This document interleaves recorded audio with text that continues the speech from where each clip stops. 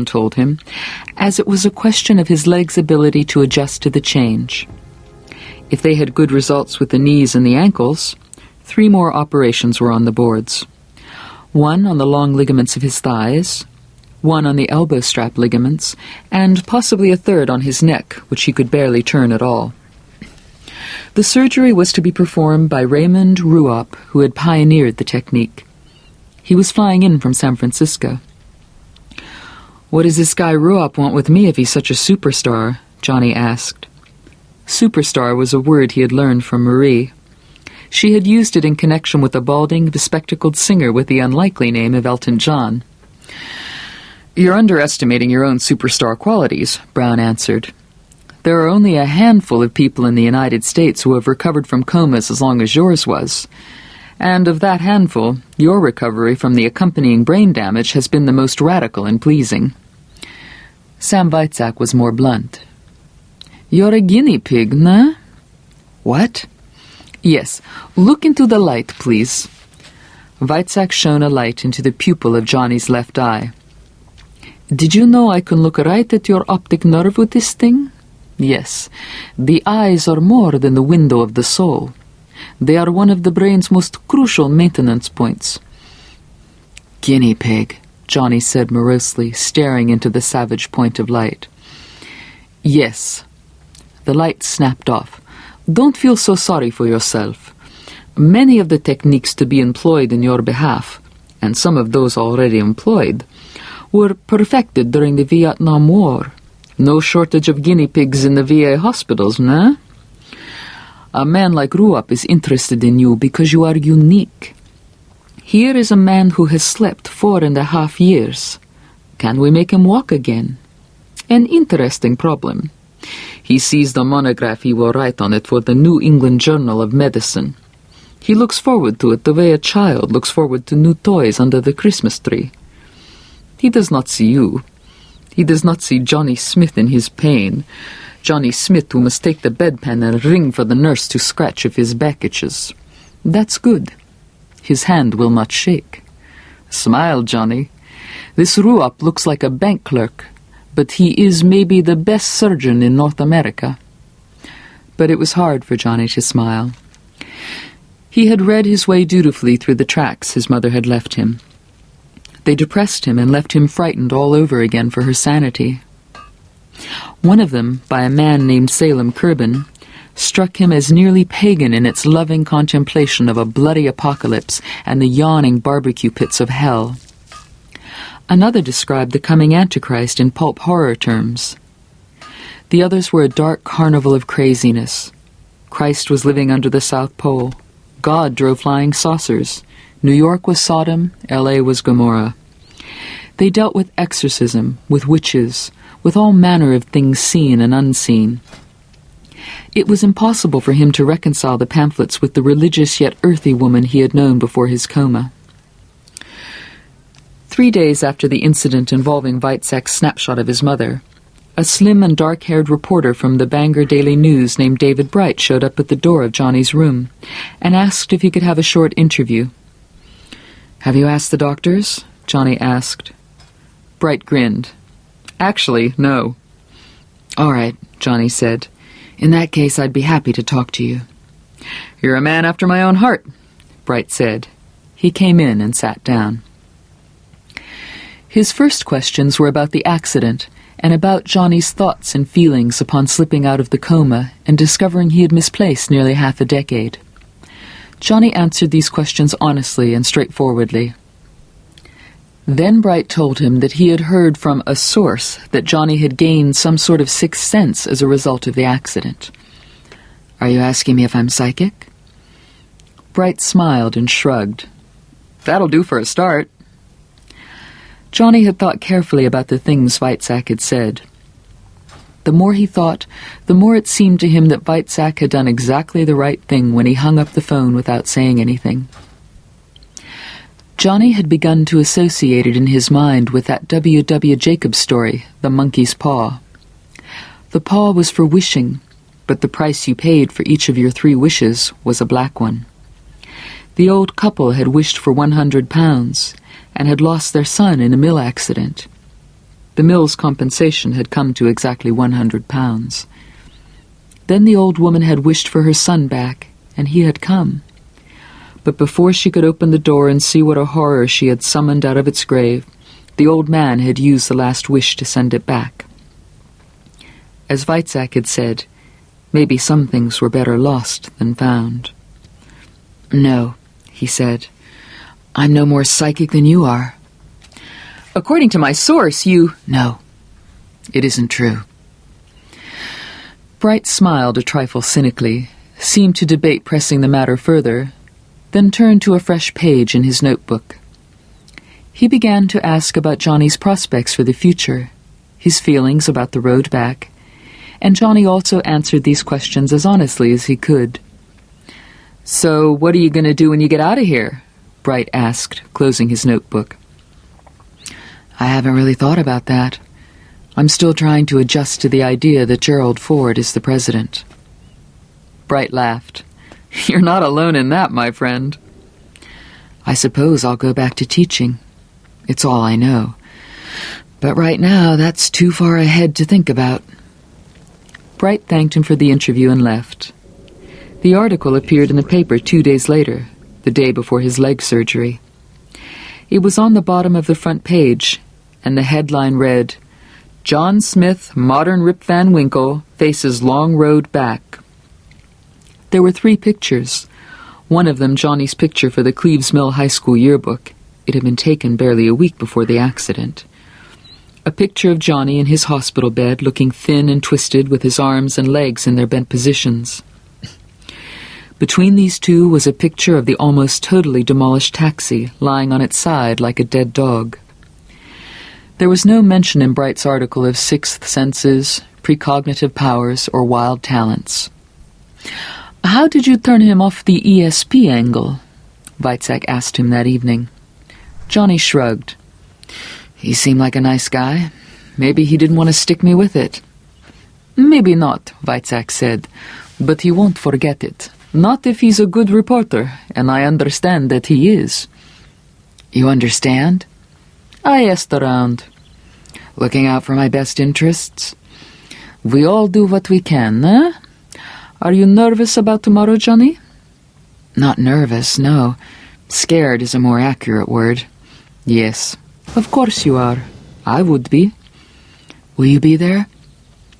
"Yes, in the observation section of the operating theatre. Above. You won't be able to tell me from the others in my greens, but I will be there." "Wear something," Johnny said. "Wear something so I'll know it's you." Weizsäck looked at him and smiled. "All right. I'll pin my watch to my tunic." "Good," Johnny said. "What about Dr. Brown? Will he be there?" "Dr. Brown is in Washington. Tomorrow he will present you to the American Society of Neurologists. I have read his paper. It is quite good. Perhaps overstated." "You weren't invited?" Weizsäck shrugged.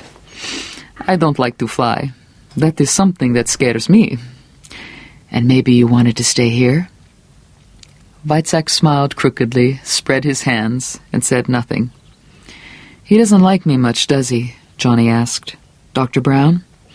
"No, not much," Weizsäck said. "He thinks you are having us on, making things up for some reason of your own. Seeking attention, perhaps. Don't judge him solely on that, John. His cast of mind makes it impossible for him to think otherwise. If you feel anything for Jim, feel a little pity. He is a brilliant man, and he will go far. Already he has offers, and someday soon he will fly from these cold north woods and Bangor will see him no more. He will go to Houston or Hawaii or possibly even to Paris. But he is curiously limited. He is a mechanic of the brain. He has cut it to pieces with his scalpel and found no soul. Therefore, there is none. Like the Russian astronauts who circled the Earth and did not see God. It is the empiricism of the mechanic, and the mechanic is only a child with superior motor control. You must never tell him I said that. No. And now you must rest. Tomorrow You have a long day." All Johnny saw of the world-famous Dr. Ruop during the operation was a pair of thick horn-rimmed glasses and a large wen at the extreme left side of the man's forehead. The rest of him was capped, gowned, and gloved. Johnny had been given 2 pre-op injections, one of Demerol and one of atropine, and when he was wheeled in, he was as high as a kite. The anesthetist approached with the biggest Novocaine needle Johnny had ever seen in his life. He expected that the injection would hurt, and he was not wrong. He was injected between L4 and L5, the 4th and 5th lumbar vertebrae, high enough up to avoid the cauda equina, that bundle of nerves at the base of the spine that vaguely resembles a horse's tail. Johnny lay on his stomach and bit his arm to keep from screaming. After an endless time, the pain began to fade to a dull sensation of pressure. Otherwise, the lower half of his body was totally gone. Ruop's face loomed over him. The Green Bandit, Johnny thought. Jesse James in horn rims. Your money or your life. "Are you comfortable, Mr. Smith?" Ruop asked. "Yes, but I'd just as soon not go through that again." "You may read magazines if you like, or you may watch in the mirror if you feel it will not upset you." "All right." "Nurse, give me a blood pressure, please." 120/76, doctor. "That's lovely. Well, group, shall we begin?" "Save me a drumstick," Johnny said weakly, and was surprised by the hearty laughter. Ruop patted his sheet-covered shoulder with one thinly gloved hand. He watched Ruop select a scalpel and disappear behind the green drapes hung over the metal hoop that curved above Johnny. The mirror was convex, and Johnny had a fairly good, if slightly distorted, view of everything. "Oh, yes," Ruop said. "Oh, yes, dee-dee-dee. Here's what we want. Hum-dee-dum. Okay. Clamp, please, nurse. Come on, wake up for Christ's sake. Yes, sir. Now I believe I'd like one of those. No, hold it. Don't give me what I ask for. Give me what I need. Yes, okay. Strap, please." With forceps, the nurse handed Ruop something that looked like a bundle of thin wires twisted together. Ruop picked them delicately out of the air with tweezers. "Like an Italian dinner," Johnny thought, "and look at all that spaghetti sauce." That was what made him feel ill, and he looked away. Above him in the gallery, the rest of the bandit gang looked down at him. Their eyes looked pale and merciless and frightening. Then he spotted Weitzak, third from the right, his watch pinned neatly to the front of his gown. Johnny nodded.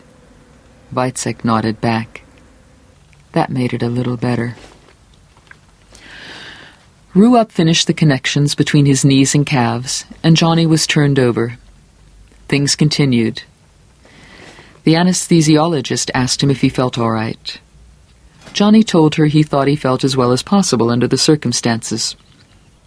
She asked him if he would like to listen to a tape, and he said that would be very nice. A few moments later, the clear, sweet voice of Joan Baez filled the operating room. Ruop did his thing. Johnny grew sleepy and dozed off. When he woke up, the operation was still going on. Weitzak was still there. Johnny raised one hand, acknowledging his presence, and Weitzak nodded again. An hour later it was done. He was wheeled into a recovery room where a nurse kept asking him if he could tell her how many of his toes she was touching. After a while, Johnny could. Ruop came in, his bandit's mask hanging off to one side. "All right?" he asked. "Yes." "It went very well," Ruop said. "I'm optimistic." "Good." "You'll have some pain," Ruop said. "Quite a lot of it, perhaps. The therapy itself will give you a lot of pain at first. Stick with it." "Stick with it," Johnny muttered. "Good afternoon," Ruop said and left. Probably, Johnny thought, to play a quick 9 on the local golf course before it got too dark. Quite a lot of pain. By 9 p.m. the last of the local had worn off, and Johnny was in agony. He was forbidden to move his legs without the help of 2 nurses. It felt as if nail-studded belts had been looped around his knees and then cinched cruelly tight. Time slowed to an inchworm's crawl. He would glance at his watch, sure that an hour had passed since the last time he looked at it, and would see instead that it had only been 4 minutes. He became sure he couldn't stand the pain for another minute. Then the minute would pass, and he would become sure he couldn't stand it for another minute. He thought of all the minutes stacked up ahead, like coins in a slot 5 miles high, and the blackest depression he had ever known swept over him in a smooth, solid wave and carried him down.